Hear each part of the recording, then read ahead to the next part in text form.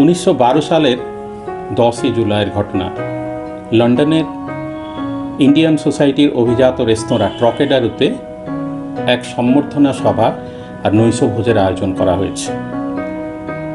এই আয়োজন কে করেছিলেন? তখনকার বিশিষ্ট কবি সাহিত্যিক বৃন্দরা। সেদিনের সেই নৈশভোজে স্থির হয়ে গেছিল কবির যে সং অফারিংস তা প্রকাশ করা হবে। সেদিন কবি একের পর এক গীতি কবিতা পাঠ করে শোনাতে লাগলেন। সবাই মন্ত্রমুগ্ধের মতো সেই পাঠ শুনে আনন্দিত এবং নিজেদের মতামত প্রকাশ করেছিলেন। সেদিন ইয়েটস এতটাই প্রভাবিত হয়েছিলেন কবির কবিতার শুনে যে উনি সেদিন এই গ্রন্থের যে ভূমিকা লিখবেন সেটা উনি সেদিন মনস্থির করে ফেললেন এবং বললেনও, স্থির করে ফেলেছিলেন। আর রোথেনস্টাইন চিত্রশিল্পী বন্ধু, প্রথম থেকে আমরা দেখেছি রোথেনস্টাইন আছেন।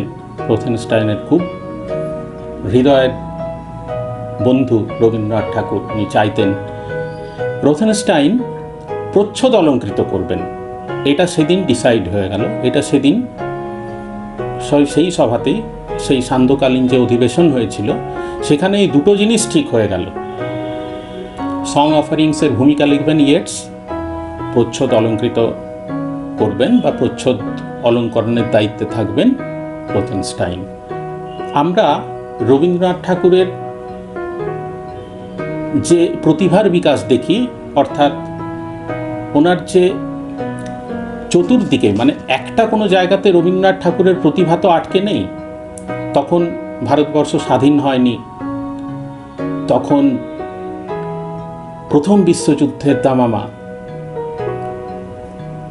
এই রকম একটা পরিস্থিতিতে ইউরোপে ওনার এই যে গীতাঞ্জলি পাঠ এবং গীতাঞ্জলির যে কথা, এত স্নিগ্ধ কথা, এই কথা সবাই এক বাক্যে স্বীকার করে নিলেন যে শান্তির প্রলেপ, ওদের অশান্ত চিত্তে এক শান্তির বার্তা নিয়ে আসবে। কবি খুব চাইছিলেন যে ভারতবর্ষ তো পরাধীন, ভারতবর্ষের স্বাধীনতা দরকার। কিন্তু এই স্বাধীনতা শুধু রাজনৈতিক অথবা অন্য কোনো হস্তান্তর নয়। এই স্বাধীনতা হবে কেমন, সে কথা ওনার কবিতার মধ্যে দিয়ে প্রকাশ করেছেন, আমরা দেখেছি। উনি লিখেছেন, চিত্ত যেথা ভয় শূন্য, উচ্চ যথা শির।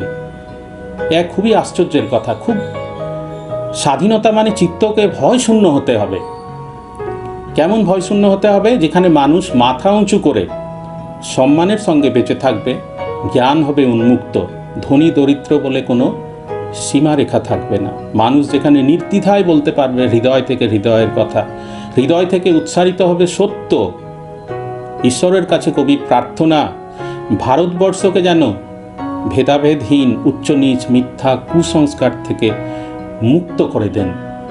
কবির এই কবিতা ইংরেজি অনুবাদ আবৃত্তি আমরা এখন শুনব।